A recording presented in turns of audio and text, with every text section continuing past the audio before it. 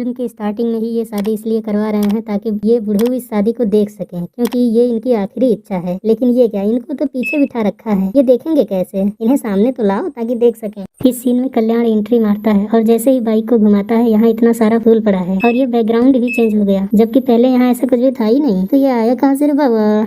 इस सीन में कल्याण बाइक को गोल गोल घुमाता है और ये निशान बन जाता है जो कि सफेद है, लेकिन टायर बर्न आउट से काला निशान पड़ना चाहिए, ये सफेद कैसे पड़ा रे बाबा? और फिर वो तुरंत गायब भी हो गया। जादू।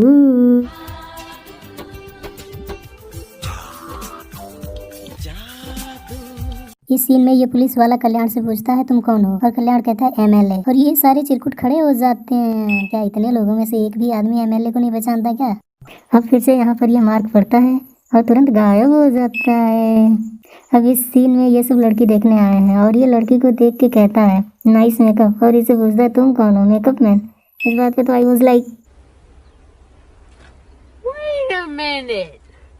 Who are you? इसको देखो, इसको देख के लग रहा है कि इसको शादी की बड़ी जल्दी है, कच्चे में ही आ गया है। ऐसे कौन आता है लड़की देखने रे बाबा?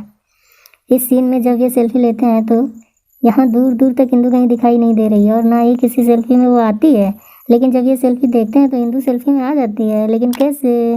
और ये तो साफ साफ दिख रहा है कि ये तो सेल्फी है ही नहीं जो इन्होंने वहाँ ली थी, ये तो दूसरी है। इस सीन में कल्याण अपनी बहन से कहता है तुम्हें अपने पति को रोज 10 किलोमीटर दौड़ाना चाहिए। रोज 10 किलोमीटर? कतई अगला मिल्खा सिंह बन जाएगा ये तो।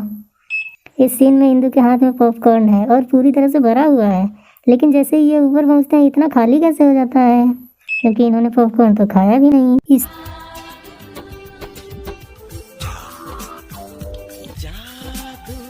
सीन में कल्याण खुद आइसक्रीम लेने चला जाता है और इंदु यहाँ से भाग जाती है, जबकि वो वेटर को भी बोल सकता था ना।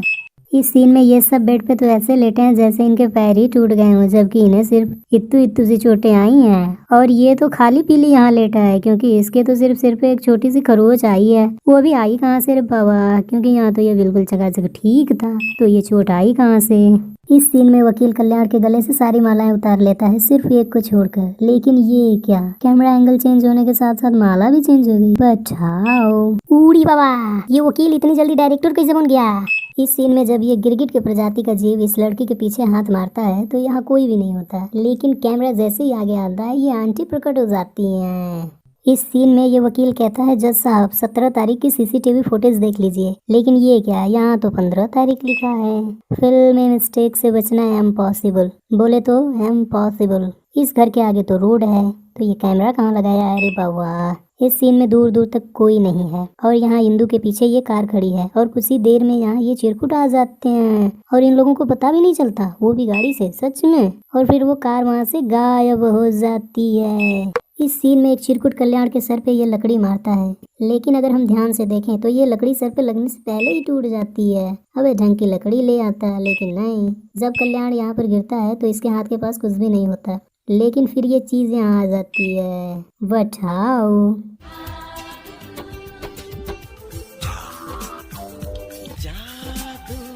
और ये क्या, इनके हाथों में ये डंडे फिर वापस आ जाते हैं, सबकी ये पहले टूट चुके थे। अबे ये दूसरे हैं। क्या दूसरे? अबे तो गाड़ी भर के लाने से अच्छा एक ही मजबूत ले आते ना।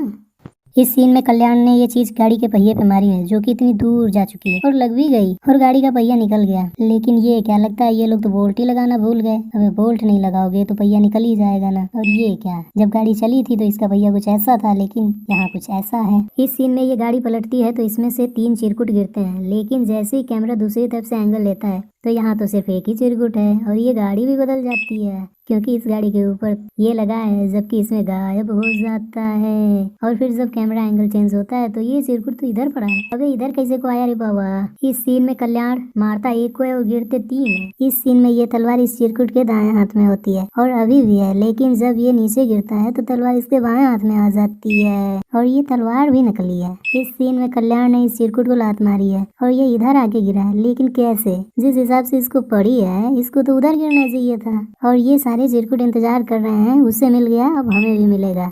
इस सीन में 20 चिरकुटों ने एक साथ अटैक किया है, लेकिन कल्याण ने इस टकले का पकड़ लिया है, I mean गला, और पीछे धकेल रहा है और सारे चिरकुट पत्तों की तरह बिखर रहे हैं। यहाँ साफ दिखाई दे रहा है कल्याण ने इस चिरकुट का गला पकड़ा है, लेकिन कैमरा जैसे ही पीछे से दिखाता है तो ये क्या, ये तो शर्ट पकड़ी है और यहाँ इतनी भसड़ मची पड़ी है और इसको देखो जरा कैसे चिल मार रहा है। इस सीन में कल्याण ने इस चिरकुट को कोहनी मारी है और इसका मुंह बिल्कुल ठीक है, आई मीन नो ब्लड। लेकिन जैसे ही उधर को गाड़ी में लड़ता है तो उससे जस्ट पहले इसके मुंह में इतना खून आ जाता है और गाड़ी पर पहले से लगा है, जबकि उसके मुंह से खून बाद में निकलता है। इस चिरकुट को तो मुक्का लगा भी नहीं और वो इतनी दूर जाके गिरा। और ये कागज की टेबल कौन बनवाता है बे? और ये चिरकुट तो सिर्फ हाथ की हवा से इतना ऊपर जाके गिरा। और भाई ये तलवार लेके पीछे क्या कर रहा है, मार ना। इस सीन में कल्याण ने इस चिरकुट को पकड़ा है और इसके दाएं हाथ में कुल्हाड़ी है, लेकिन जब ये इसको पटकता है तब कुल्हाड़ी इसके बाएं हाथ से गिरती है। यहाँ क्लियर दिखाई दे रहा है कि इसको मुक्का लगा भी नहीं और ये इतनी तेज गिरा। इस सीन में इस खटमल ने अपने बाहुबली भैया को ये चीज मारी है, आई मीन कल्याण भैया को। और इस समय बैकग्राउंड कुछ ऐसा है और ये 3 चिरकुट भी पड़े हैं और ये गाड़ी भी, और अगले ही पल सारी चीजें गायब हो जाती हैं और फिर अपने आप वापस आ जाती हैं।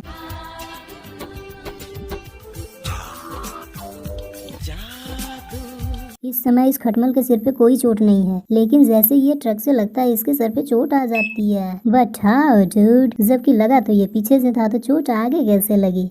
और इस सीन में कल्याण भैया ने इन सबको जो मारा वो क्यों मारा, क्योंकि लग तो किसी को रहा ही नहीं और ये सब भी यूं ही हवा में उड़े जा रहे हैं। यहाँ पर ये खटमल यहाँ से खड़ा हो रहा है, जबकि ये गिरा तो ट्रक के आगे था, तो यहाँ कैसे आया रे बाबा। इस सीन में ये कांच टूटने के बाद ऊपर और साइड में थोड़ा हिस्सा बचा होता है, लेकिन कैमरा जब दोबारा दिखाता है तो वो गायब हो जाता है।